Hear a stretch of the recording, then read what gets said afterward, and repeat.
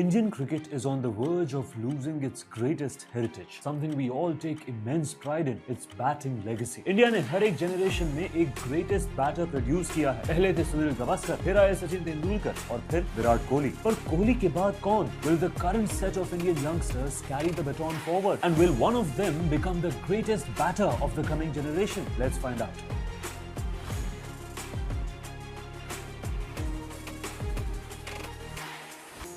अगर मेरी मानो तो I don't see this happening. The simple reason for this is that currently there is no all-format batter in India, and to be the greatest batter of a generation, one has to be exceptional at all the formats. तो क्या इसका मतलब ये है कि India ने अच्छे adaptive batter produce करना ही बंद कर दिया है? बिल्कुल नहीं. In fact, मेरा तो ये मानना है कि बात इससे बिल्कुल ऑपोजिट है. इंडिया के पास अभी ऑप्शंस कुछ ज्यादा ही है. There are in fact many players who can represent India in all the formats of the game, but are only getting a chance in one or two simply because of too much competition. इस list में यशस्वी Jaiswal, Shreyas Iyer, KL Rahul और शुभमन गिल जैसे players का नाम आज के times में भी ऑल फॉर्मेट बैटर्स है। वहीं इंडिया में क्रिकेट पूरे साल खेला जाता है, तो through out the year India में टीम्स आती रहती है या फिर इंडिया बाहर टूर करता रहता है। बचे कुछ टाइम में आईपीएल खेली जाती है and we know nobody wants to miss that. ऐसे में बैटर्स के लिए सभी फॉर्मेट्स खेलना काफी मुश्किल हो जाता है बिकॉज ऑफ टू रीजन। पहला तो काफी ऑब्वियस है कि बैटर्स और प्लेयर्स इन जनरल इतना क्रिकेट खेलते हैं तो उनके पास रिकवरी का टाइम नहीं रहता,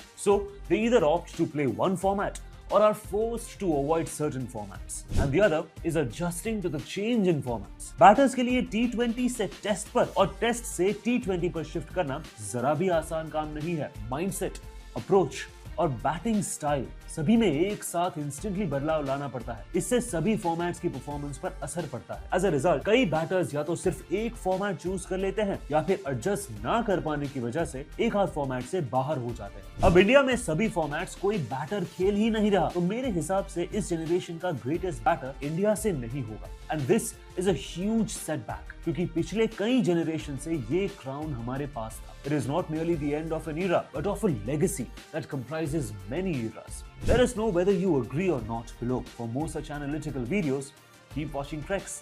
Thank you so much for watching. We'll see you in the next one.